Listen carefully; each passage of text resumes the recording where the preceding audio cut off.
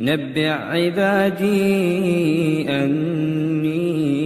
أنا الغفور الرحيم وأن عذابي هو العذاب الأليم ونبئهم عن ضيف إبراهيم إذ دخلوا عليه فقالوا سلاما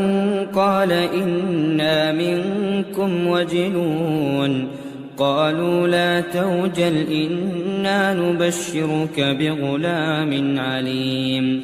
قال أبشرتموني على أن مسني الكبر فبم تبشرون قالوا بشرناك بالحق فلا تكن من القانطين قال ومن يقنط من رحمة ربه إلا الضالون